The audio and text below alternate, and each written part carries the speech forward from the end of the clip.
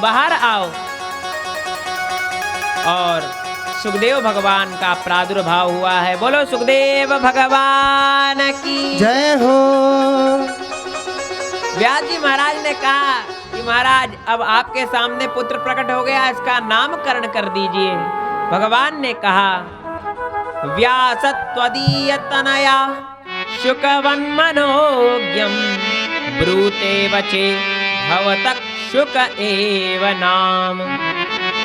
हे व्यास जी महाराज, तुम्हारा पुत्र शुक माने तोते की भांति बड़ा मीठा बोलता है, इसलिए इसका नाम शुक होगा। शुभम भगवंतम ककौति क्वपिशति गायति इति शुका। शुभाम भगवती कथा कथयति इति शुका। जो मंगलमयी भगवत कथा को सुनाते हैं, ऐसे सुखदेव भगवान का प्रादुर्भाव हुआ है। और सुखदेव भगवान प्रकट हुए और वन को चले गए।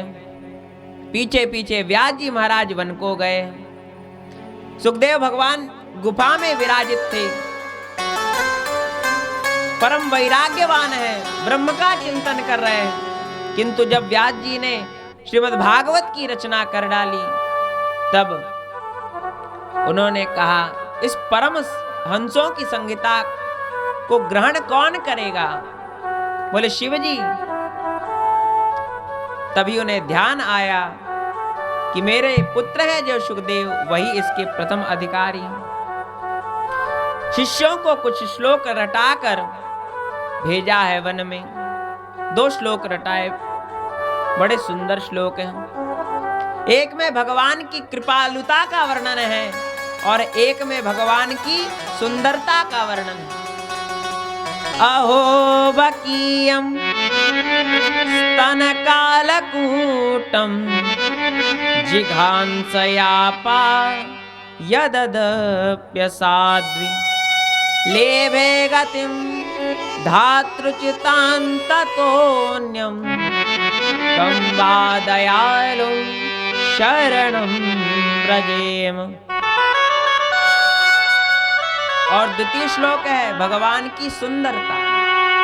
वरहा पीड़ं नटवरवपु कर्णयो कर्णिकारं बिभ्रदवासः कनककपिश वैजयन्तीं च मालां रन्धानवेणुधर सुधरया गोपवृन्दै पवृन्दै वृन्दारण्यं स्वपदरमणं प्राविशद्गीतकीर्ति। सुखदेव जी ने सुना है, बोले इतने दयालु हैं कि विष पिलाने वाली पूतना को भी धातृचितांगतो, माता की गतिदयी पूतना गई वैकुंठ, वो चली गई वैकुंठ को माता की गति दे दी। और कितने सुंदर है भगवान। अब सुना है, बाहर आए हैं, बोले हे ब्राह्मणों कुछ और श्लोक सुनाओ। बोले महाराज हमारे गुरुदेव के पास चलिए, उनके पास ऐसे 18,000 श्लोक हैं। शिष्यों के पीछे सुखदेव भगवान चले गए हैं। सूत जी महाराज कहते हैं ससंज्ञतां भगवतीं कृत्वा नुक्रम्य चात्मजं सुखमध्यात्मयामास निवृत्त नितरं मुनि। श्री व्यास जी महाराज ने सुखदेव जी को भागवत श्रवण कराया है और व्यास जी महाराज संतुष्ट हो गए।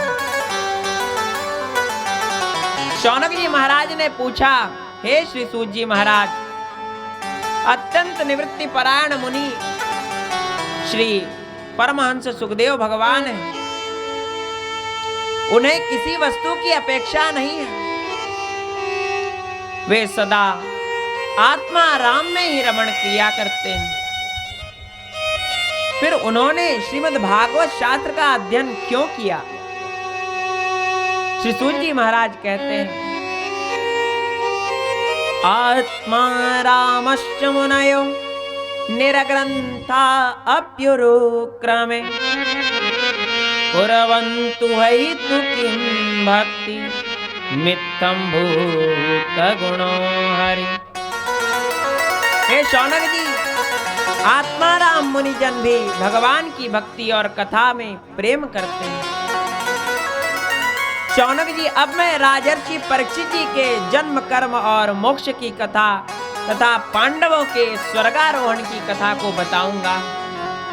आप ध्यान लगाकर सुनिए। बोले महाभारत का युद्ध चल रहा था, भीतरी कला हो गई। रामधारी स्वरूप जी ने बड़ा सुंदर पद लिखा। चल रहा महाभारत कारण, जल रहा धरित्री का सुहाग, और थट कुरुक्षेत्र में खेल रही नरक के भीतर की कुटिल आग।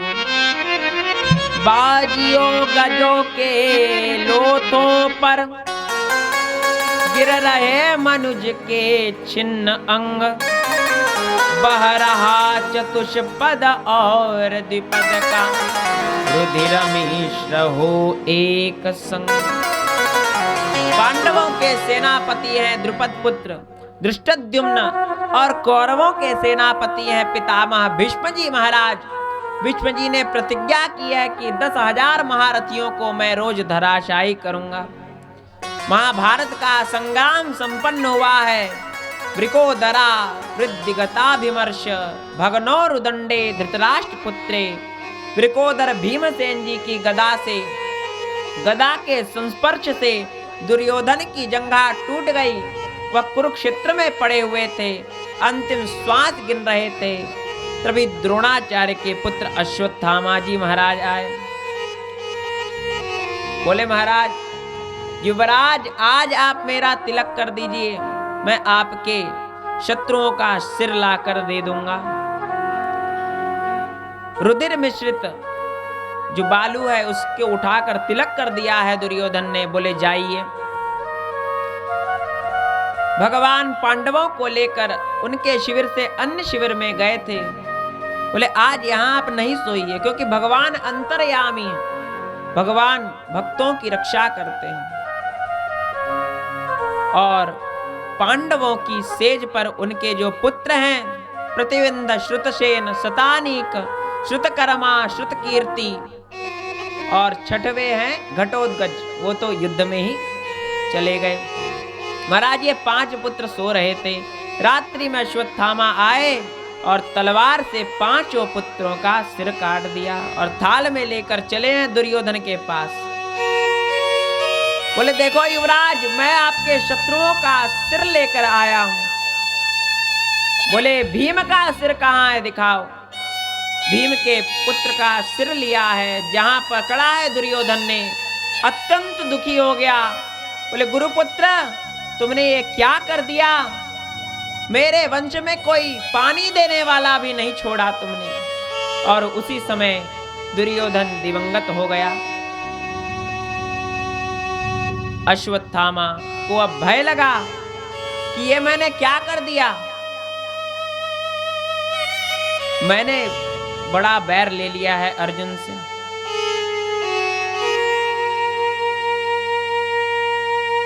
प्रातः काल जब हुआ है, माता द्रौपदी जी गई हैं अपने पुत्रों के शिविर में। देखा कि आज पुत्र प्रणाम करने नहीं आए। भीतर जाकर देखा तो सिर विहीन धड़ पड़े हुए थे। माता यह देखकर विवल हो गई, रुदन करने लगी। तभी अर्जुन आए हैं। बोले हे पांचाली, आप धैर्य धारण करिए। भगवान हमारे मित्र हैं, सारथी हैं। मैं आपके पुत्रों का जो वधिक है उसके सर को ला कर दूंगा। मैं ऐसी प्रतिज्ञा कर रहा हूं।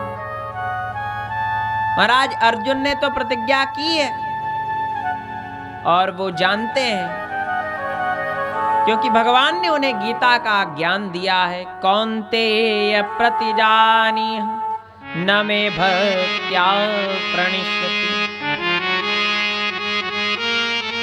भगवान के साथ रथ में बैठकर अर्जुन चल दिए हैं अश्वत्थामा के पीछे।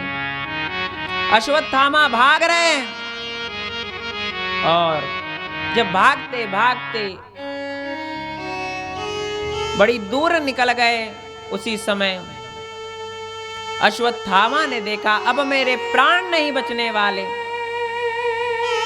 तभी उन्होंने ब्रह्मास्त्र का प्रयोग किया है। अर्जुन ने देखा कि सामने से क्या आ रहा है केशव। बोले अस्त्रम ब्रह्म शिरो मैंने आत्मत्राणम द्विजात्मज। बोले अश्वत्थामा ने ब्रह्मास्त्र चला दिया है। अर्जुन, अश्वत्थामा ब्रह्मास्त्र को लौटाना नहीं जानते, तुम जानते हो। बोले हे केशव, रक्षा कीजिए। कृष्ण कृष्ण महाबाहो भक्तानाम भयंकरः त्वमेको दह्यमानानां मपवर्गोऽसि संश्रितम्। हे कृष्ण, आप मेरी रक्षा कीजिए। भगवान की आज्ञा को सुनकर भगवान ने कहा है तुम भी अर्जुन चलाओ ब्रह्मास्त्र। बोले तुम ब्रह्मास्त्र को लौटाना जानते हो। भगवान की आज्ञा से अर्जुन ने ब्रह्मास्त्र को शांत किया है अश्वत्थामा के, और स्वयं के ब्रह्मास्त्र को भी लौटा लिया है। अश्वत्थामा को रथ पर बांध कर घसीटते हुए ले गए हैं शिविर पर,